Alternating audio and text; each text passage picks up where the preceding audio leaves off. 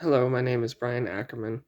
I worked closely with Habitat for Humanity, the LC Valley chapter, during my service learning project over the past semester. One of my main jobs with Charity Navigator was to work with the executive director, Deb Snyder, to work on the Charity Navigator score. Charity Navigator is a website that audits and reviews different nonprofits and charities to decide which one is better to donate to.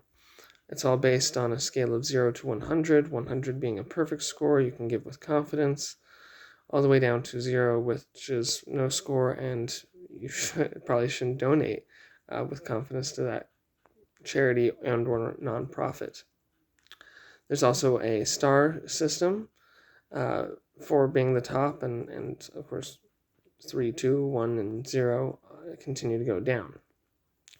Charity Navigator scores you on impact and results, accountability and finance, culture and community, and leadership and adaptability, which was interesting for me to learn because that was just about, in a nutshell, a lot of the things that we talked about in our readings and our assignments about nonprofits. You need to be accountable. You do need to have leadership. Culture is important. You need to support the community in some way. And then how are you impacting the general community at large?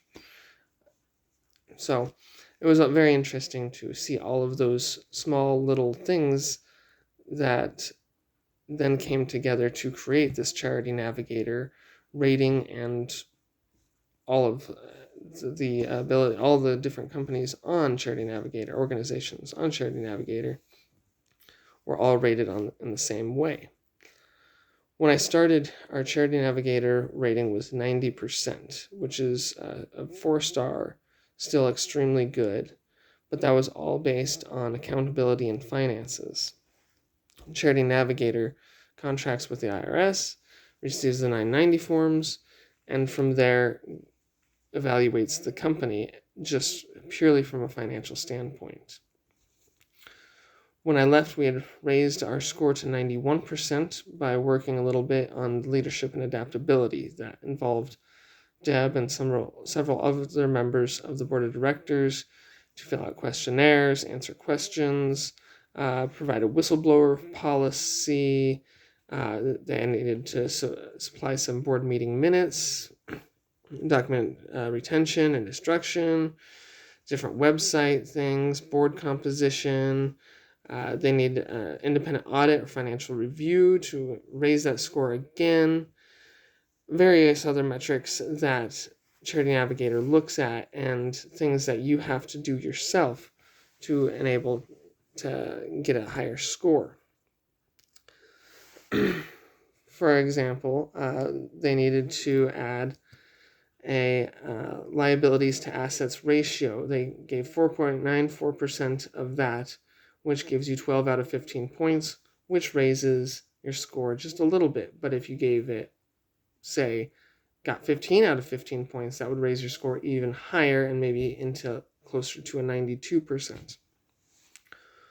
One of the big things that I had to do was actually just contact Charity Navigator. It was one thing that I learned that was very hard to do from a organizational standpoint. It was just contacting all of these different technological companies, specifically Charity Navigator, and trying to get guidance on how to change things. It was all very complicated, and you had to call several different numbers and email different people, and then finally, after a month of waiting, you would finally get something like an email back from them that doesn't help you at all. So then you have to start the process over again and call until finally I was able to get a hold of them and get into the back door and be able to help work on getting the score increased finally.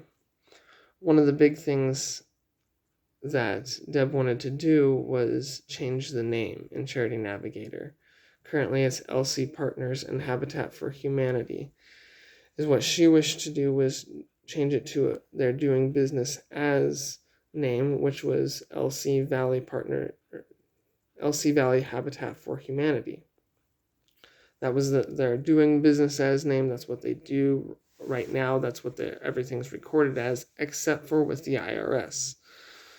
Because the Charity Navigator and IRS work very closely together, Charity Navigator gets a lot of their information directly from the IRS, such as name, such as their accountability and finance, and all that stuff. So unfortunately, we were not able to change the name simply because that's information that is gained by using the IRS.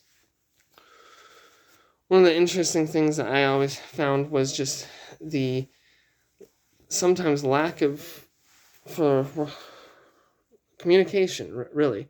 There was very little communication, seemed like, going on between myself and other members of LC Habitat for Humanity. And that's not necessarily their faults on and of themselves. It's busy. It's a very busy business. There's lots going on. They built 3 different houses over the last semester. Some of those in November when it was freezing cold and snow on the ground, which was very impressive. And Deb is there for at least part of all of those. They also had their pumpkin patch in October, which is a big fundraiser for them.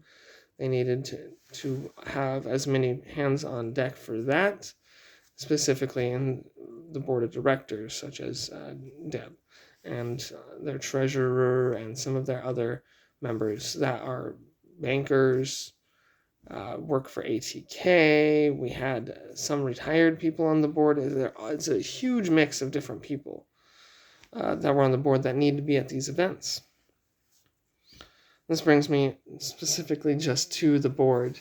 The board was actually very helpful, and it's very interesting to see the different people and all the different backgrounds that are on the board. The retired people were previous bankers. One was a previous IT specialist. Deb has just her experience in nonprofits. A lot of these people were bankers that are a for-profit company that specifically works with money. And that was very helpful, I think, for Habitat for Humanity to be able to have these people that are going to be thinking about that bottom line. Okay, what can we do to not necessarily cut costs and cut down on the craftsmanship or make the houses poor or the refurbishments poor, but what can we do as a fundraiser that will help us be able to gain more supplies? Wood, lumber, roofing, all of these different things that you need to build and or refurbish a house. And the bankers always had their eye on that and trying to figure out how we can get more money to get these supplies, which was incredible to me. I got a brief chance to look at the 990 form, which the Chapter 8 assignment helped tremendously in actually helping me just understand what I was looking at. So that was helpful from just being able to see the IRS and what it does other than just collect taxes. So one of the biggest issues that I had personally throughout the semester was just finding guidance on what I needed to do. A lot of the stuff I was doing, I was sending emails like, this is what I can do, this is what we need to do, and getting very little in return. Just trying to say, hey, can you fill out this questionnaire that will improve the rating on leadership and adaptability, which could improve the overall score up from 90%. We just recently got the 91% rating at the early December 2nd was when it changed. So it was very interesting to see how long it also takes for just the corporate wheels and cogs to turn. It took almost a month for Charity Navigator to review these questionnaires that were filled out at the beginning of November, and then finally change the score to 91%. So there's probably going to be higher scores in the future simply because it takes Charity Navigator that long to review 2 questionnaires that were filled out, and that already bumped us up to 91% from 90%.